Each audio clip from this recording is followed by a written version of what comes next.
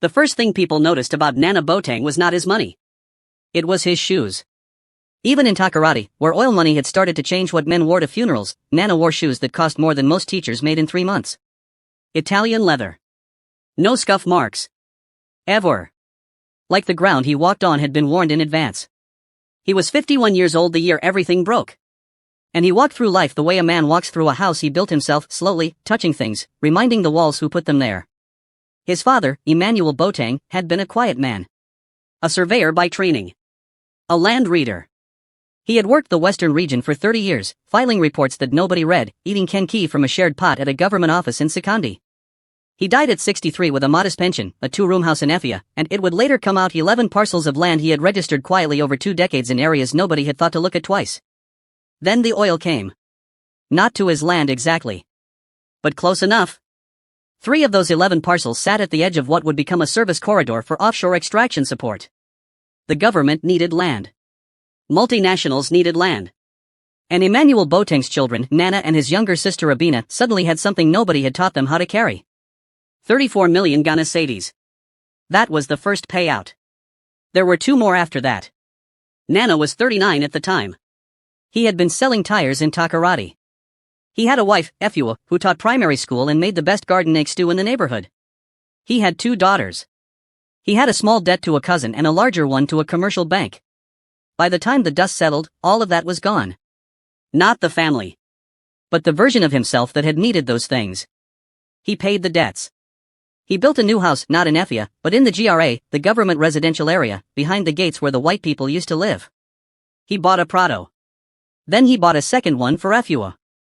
Then he built the church. Solid Rock Cathedral. That was the name.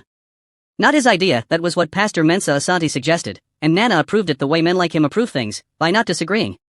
The building took 18 months. It sat on a full plot on Liberation Road. It could seat 800 people. It had air conditioning in the main sanctuary, a sound system imported from Germany, a children's wing with painted murals, and a pastor's residence attached to the back with a kitchen that had marble countertops and a refrigerator that made ice in 3 shapes. Pastor Asante moved in. Nana paid for all of it. In the first year, he didn't mind. He sat in the front pew every Sunday in a different Igbada, and when Pastor Asante said the words "Our generous founder and man of God, Brother Nana," the congregation clapped, and Nana looked down at his shoes, and something in his chest felt like it was filling up. He had not been a religious man before the money. But he had become one quickly. It is easy to find God when you are grateful. It is even easier when you want people to know you are. His sister Abina had taken her share of the inheritance and moved to Accra. She bought a small apartment in East Legon, enrolled her children in a decent school, and started a fabric import business. She called Nana every Sunday after church. She never asked him for money. She never gave speeches at weddings about God's favor. Nana did not understand her. He thought she was hiding her light.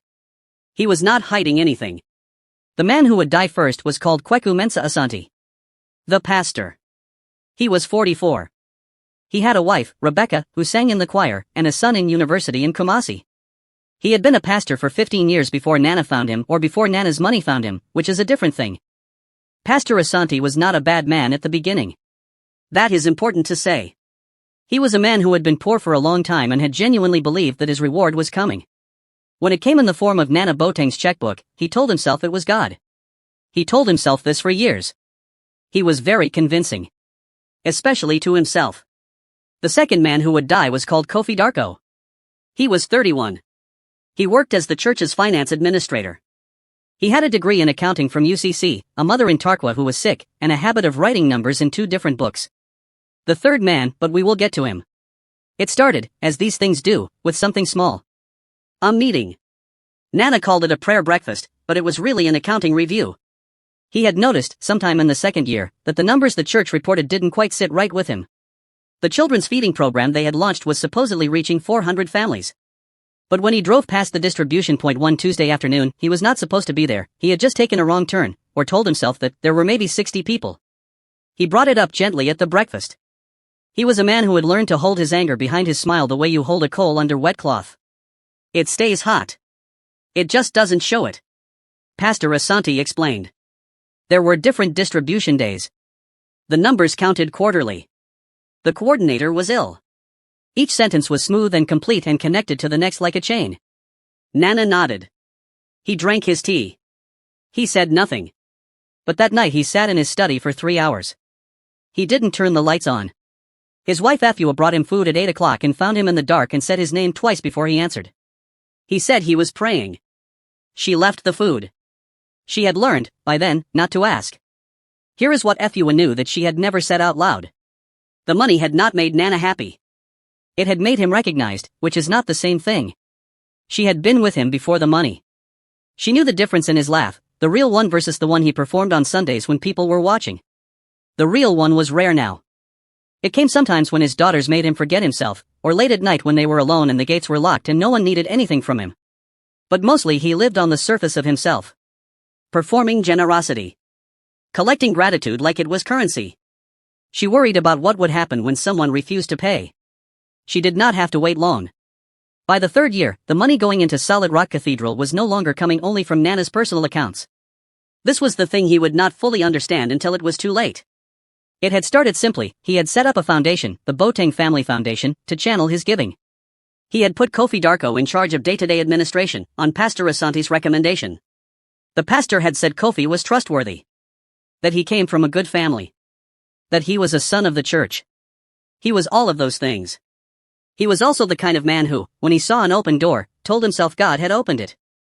Over 18 months, Kofi had been moving money. Not large amounts at first. Not the kind that makes alarms go off. Just small corrections, as he thought of them. His mother's hospital bills. A debt to a man who had been patient but was no longer. School fees for a sibling. He told himself he would replace it. He did not replace it. Then came the second layer, which was worse. Pastor Asante had been borrowing against the church's future income.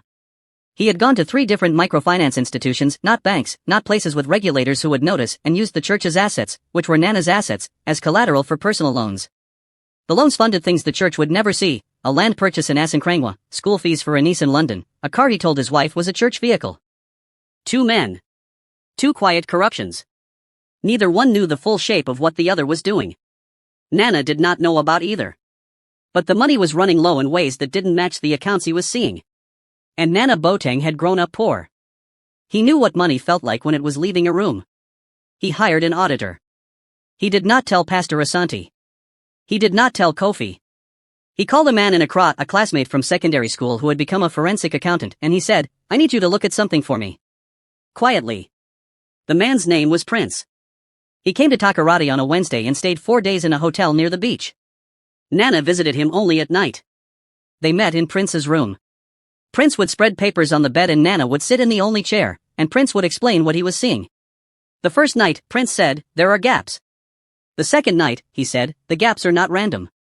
The third night, he did not say anything for a long time. Then he said, "Nana, someone has been eating this thing." Nana was quiet for a long time. Then he said, "How much?" Prince told him. Nana stood up. He walked to the window. He looked at the street below. He stayed there so long Prince began to worry about him. When he turned around, his face was the same. That was the frightening thing. His face was completely the same. He said, "Who?" Prince said, "I can see 2 separate patterns. 2 people." Nana said, "Give me the names." Prince hesitated. Nana said, "Give me the names, Prince." The Sunday after that, Nana sat in the front pew as he always did. He wore his best igbada. He clapped when the choir sang. He stood when Pastor Asante said stand. He bowed his head when they prayed. At the end of the service, he shook hands with Pastor Asante at the door. He smiled. He said, "Powerful message, Pastor." He slipped an envelope into the pastor's breast pocket the way he always did, the personal offering, separate from the tithe, the kind that came from his hand directly. The envelope had no money in it. It had a single piece of paper with 6 words, "I know what you have done." Pastor Asante did not read it until he was in his car. Nana was already gone. That week, Nana did something that no one expected. He went quiet. He did not make calls. He did not show up at the church for midweek service, which was unusual. He told Afua he had a headache. He sat in his study with the lights on this time, but the door closed, and he did not eat at the table with his family. Afua knocked twice. He said he was fine. She stood outside the door for a moment, just a moment, and then she went back to her daughters. She knew this mood. She had seen the beginning of it before, twice, when men had tried to cheat him in business. Both times it had ended badly for the other person. Not violently. Worse. The kind of ending that follows a man quietly for years, that costs him things he doesn't see coming. She was not afraid for herself.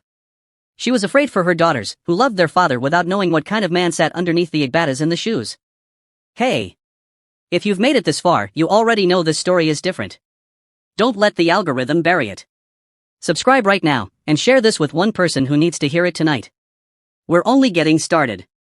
Pastor Asante made his first mistake 3 days after receiving the note. He called Nana. He should not have called. Calling confirmed everything. A man who had nothing to hide would have walked into Nana's office the next morning with his chest open, demanding an explanation.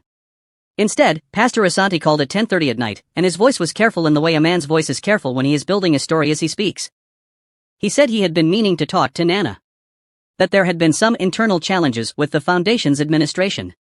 That Kofi had made some unauthorized entries. That he, Pastor Asante, had discovered this only recently and had been preparing a full report. He was giving Nana Kofi. Nana listened to all of it. He said, "Thank you, Pastor. Let's meet on Friday." He hung up. He sat back. He thought about the 18 months Pastor Asante had been taking money. He thought about the loan documents Prince had found, the pastor's signature, clear and deliberate, witnessed by a woman from the congregation who probably thought she was signing something for God. He thought about the sermon Asante had preached 3 weeks ago. The one about stewardship and faithfulness. The one where he had pointed at Nana in the front pew and said, "This is what a God-fearing man looks like." Kofi Darko came to Nana's house on Thursday evening. He was not summoned. He came on his own, and that surprised Nana, surprised him enough that he let the boy in without calling his lawyer first. Kofi was thin. He looked like he had not slept in days. He sat down in Nana's sitting room and he looked at the floor. He had a folder with him. He put it on the table. He said, "I took money from the foundation." Nana said nothing. Kofi said, "My mother was sick. I told myself I would return it. I have some of it here, a repayment schedule. I want to make it right."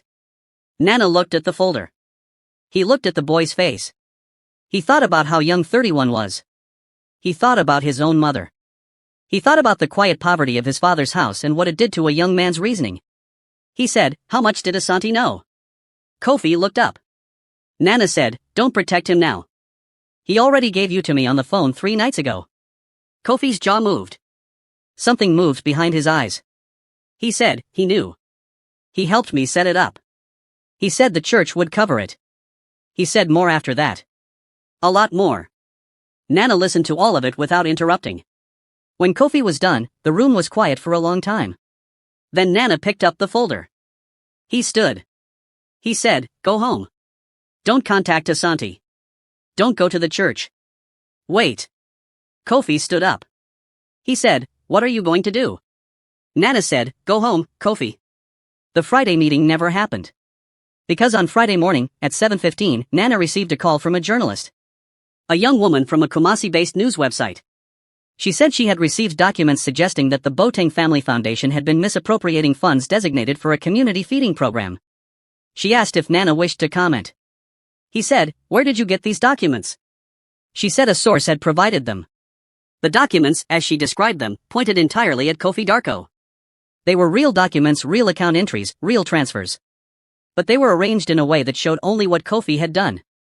Nothing of the pastor's loans. Nothing of the pastor's land purchase. Nothing of the pastor's signature at the microfinance office. Nana sat in his car in his own driveway for 20 minutes after that call. Then he understood. Asante had not waited for Friday. He had given Kofi to the press the same way he had given him to Nana on the phone, cleanly, completely, with both hands, as if presenting an offering. Kofi Darko was arrested on a Saturday. The speed of it was shocking to everyone who watched.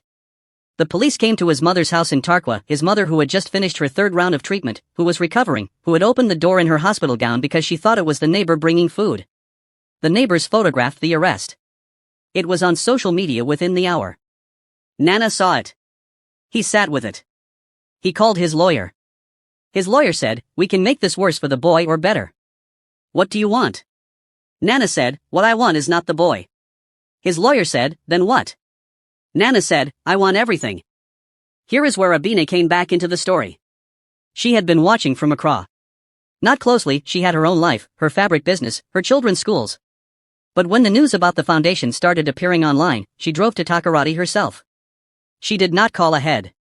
She found Nana in his study. He was looking at documents.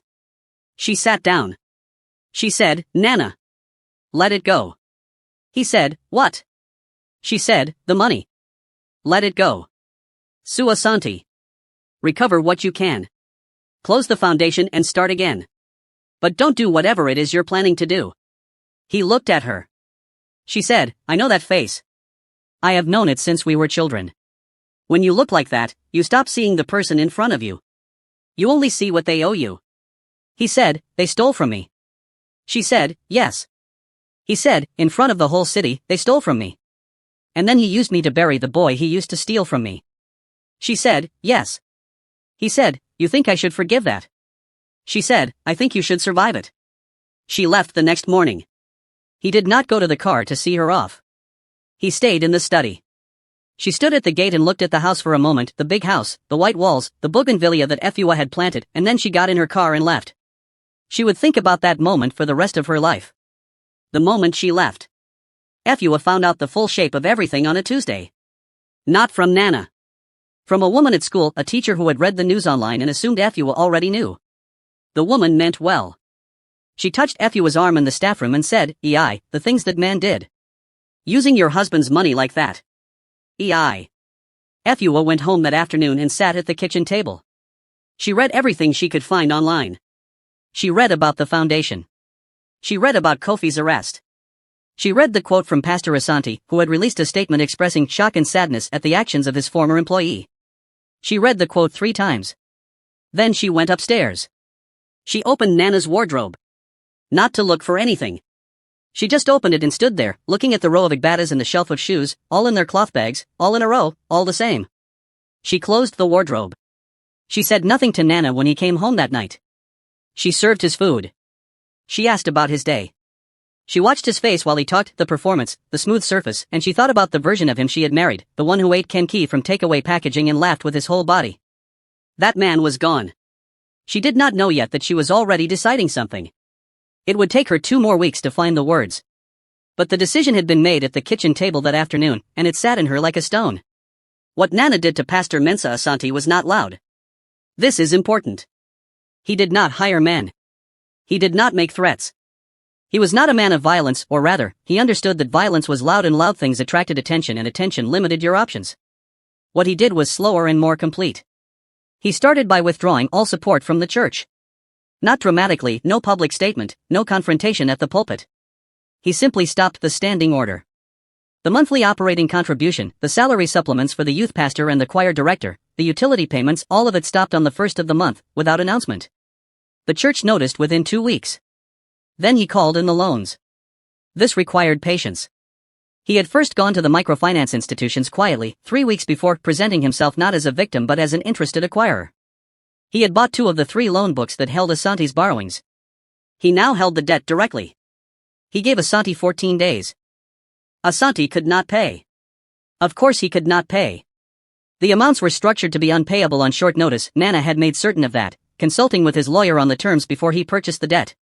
The pastor's residence, the one behind the church, with the marble countertops and the refrigerator that made ice in 3 shapes, was seized as collateral.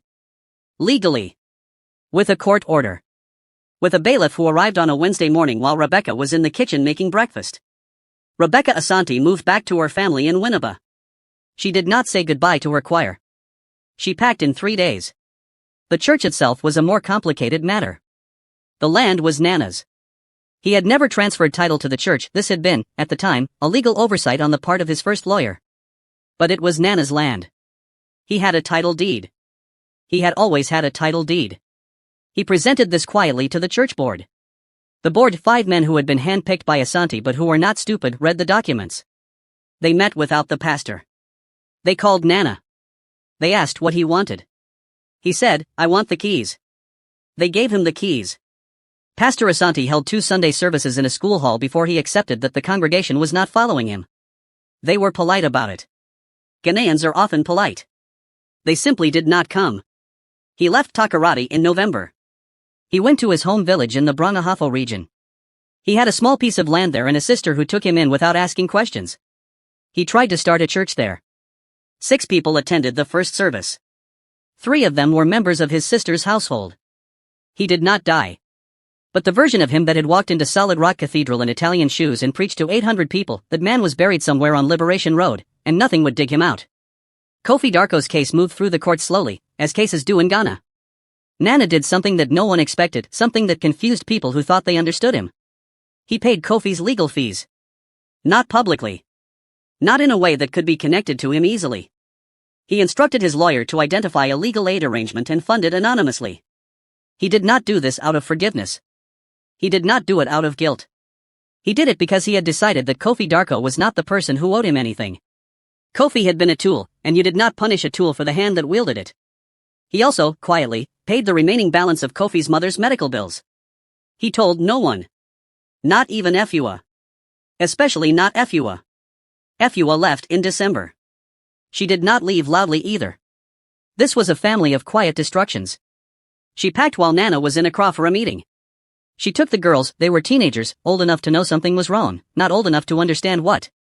She went to her mother's house in Komenda, and she called Nana from there. He answered on the first ring. She said, "I am at my mother's." He said, "I know." She said, "I don't know when I'm coming back." He said nothing. She said, "Nana, you built that church to be seen. And when someone stole from you, what hurt you most was not the money. It was the looking." He said, "Efua." She said, "I can't watch it anymore. The way you look at people. Like they're either useful or they owe you. I can't."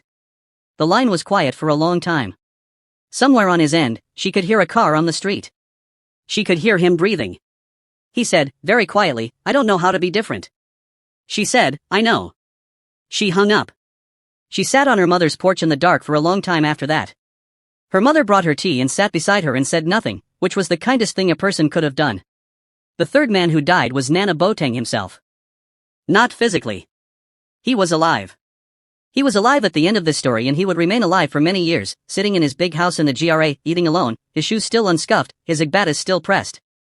But the man who had wanted to be seen, the man who had sat in the front pew and leaned into the applause like it was sunlight, that man did not survive what happened on Liberation Road. What was left was harder. Quieter. More careful. He sold the church building 18 months later, to a Pentecostal group from Accra who renamed it and painted the walls a different color. He watched the painters from his car one morning, parked across the road. They had put scaffolding on the front and were covering the original yellow with white. He sat there for a long time.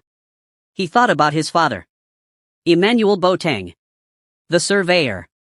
The quiet man with the registered parcels and the government pension and the shared kenki pot. He thought about how his father had never wanted to be seen. How he had just wanted his children to be standing on solid ground when he left. He had been standing on solid ground. Then he had decided that was not enough. He drove home. He called Abina. She answered. She said, "Nana." He said, "I need you to tell me how you did it." She said, "Did what?" He said, "Took your half and made it quiet. Made it yours without needing everyone to see it." There was a pause on the line. Not awkward. The kind of pause between two people who have known each other long enough to let silence exist. She said, "I just remembered where we came from." He said, "I forgot." She said, "I know."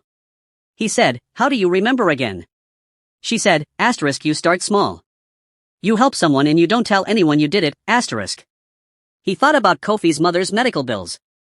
He thought about the legal fees. He had not told anyone. He had done it and it had sat in him, unexplained, unrewarded. He had not hated the feeling. He had almost not recognized it. It had been so long. Efua came back in March. Not to stay, not at first. She came to collect some things, and he was there, and they sat in the kitchen, and he made tea badly and she did not correct him.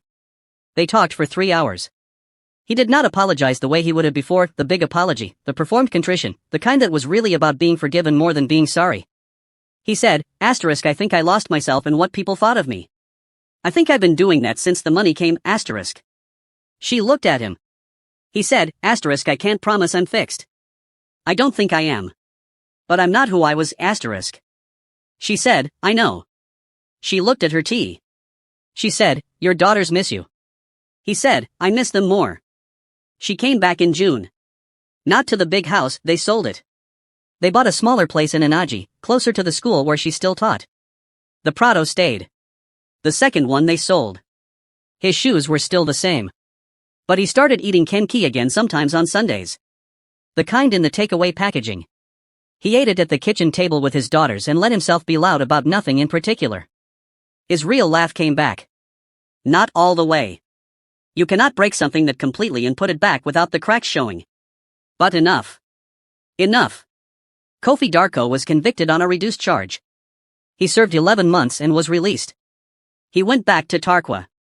He started over, slowly, in the way that men who have been publicly shamed start over, with their eyes down, their words careful, their trust in the world permanently adjusted. He never knew who paid his legal fees. He had his suspicions, but he never confirmed them. Sometimes that is the kindest thing. Pastor Mensa Asante was never charged. This is the part of the story that will stay with you. There was not enough direct evidence to charge him by the time Nana's lawyers had what they needed. The loan documents showed only the pastor's personal liability, not theft from the foundation, not technically. Kofi had been the one to move the foundation's money. Asante had created the conditions, had benefited, had orchestrated. But the law does not always reach the architect. He lived with that. In his sister's house. In his 6-person church. In the particular silence of a man who has not been punished but knows he deserves to be. Some people say that is worse. They are probably right. The last time Nana drove past Liberation Road, the church had new curtains in the windows. Yellow. The congregation inside was singing something. He could hear it faintly through the car window, the way you hear singing from a distance, thin and clear. He drove past without stopping. He did not look at the building for long. There was nothing there anymore that belonged to him. That was, in the end, the thing he had learned. Not about betrayal. He had always known betrayal was possible. What he had not understood, until it was too late, was how much of himself he had put inside that building. How he had poured his need into the walls and the sound system and the marble countertops and called it worship. And how little the building had cared. Buildings don't love you back. People, if you let them, sometimes do. His father's oil money built the church. It also buried 3 men. One in a village he'll never leave. One in a court record he'll carry forever. And one in a life he had to burn down to finally understand. The money is still there, most of it. Quieter now. Smaller than it was. Managed carefully, without a foundation name, without a plaque on any wall. Nana Boateng's money. Still doing what his son is only now learning to do with it. Standing quietly on solid ground. And asking nothing from anyone. If this story reached something in you tonight, share it. Not for the numbers. For the person in your circle who is building something with their pain and calling it purpose. They need to hear this. And if you haven't subscribed yet, do it now. Every story on this channel is this honest. Every single one.